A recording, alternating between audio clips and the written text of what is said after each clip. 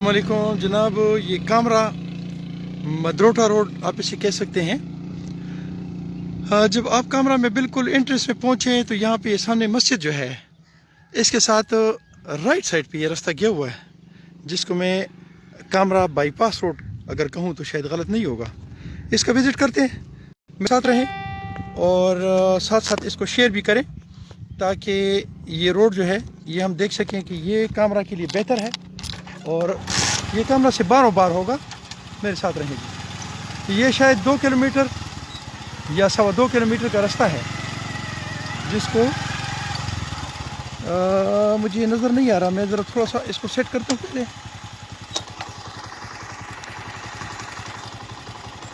हाँ जी, ये कि तकरीबन कोई 2.25 किलोमीटर या 2 किलोमीटर का रास्ता है जो गांव से बिल्कुल बाहर है, बारों बार। और अगर ये रोड बन जाए, ये रास्ता बन जाए, तो इससे पूरे कामरा गांव के जो मसाइल हैं वो हल हो सकेंगे। और वो हल ऐसे होंगे कि अंदर से गाड़ी का गुज़रना बड़ा मुश्किल काम है, लेकिन यहाँ से गाड़ी गुजारना जो है ये बहुत आसान है। और इसमें बस एक प्रॉब्लम है, यहाँ से थोड़ा पानी आता है, लेकिन जब इस पे काम स्टार्ट होगा तो ये तो एडजस्ट हो सकेगा, वो कि इतना मुश्किल काम नहीं है।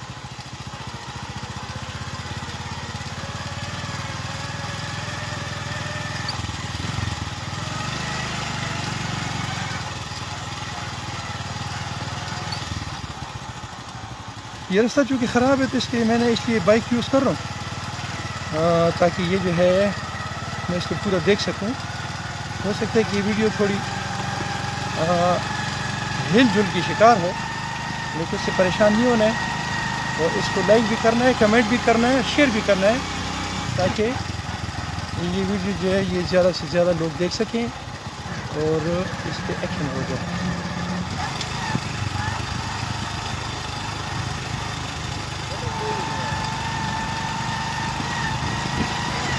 अच्छा जी, दूसरी बात ये है कि ये रास्ता जो है ये कागज़ी रास्ता नहीं है, मतलब गवर्नमेंट के कागज़ों में ये रास्ता नहीं है, बल्कि ये यहाँ के लोगों ने प्राइवेट तौर पे अपनी ज़मीनों के लिए, अपने कामों के लिए वक़्फ़ किया हुआ है। और मुझे उम्मीद है कि ये रास्ता बंद नहीं होगा। अगर इन लोगों के लिए रास्ता बनाया जाए तो ये इससे बहुत खुश होंगे, ये बड़ी खुशी इसको इजाज़त दे देंगे।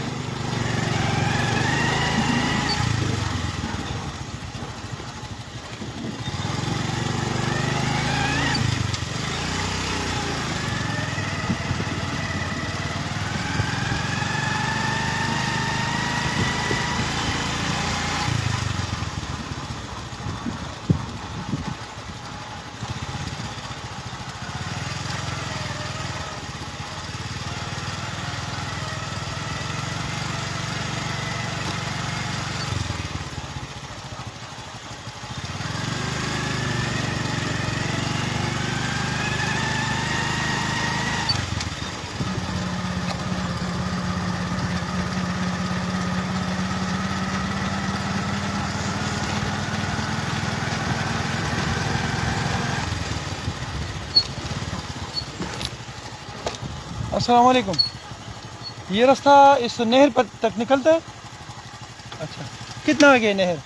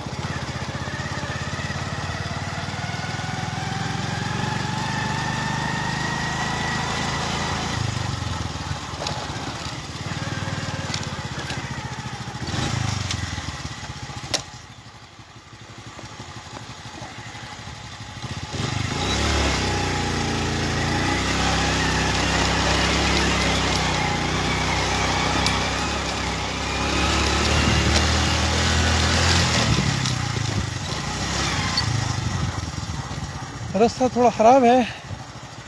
یہ میں نہر پہ پہنچ گیا ہوں جی. یہ نہر ہے, تھوڑا سا آگے ہو جاؤں تو پھر میں اس کو کلوز کروں گا.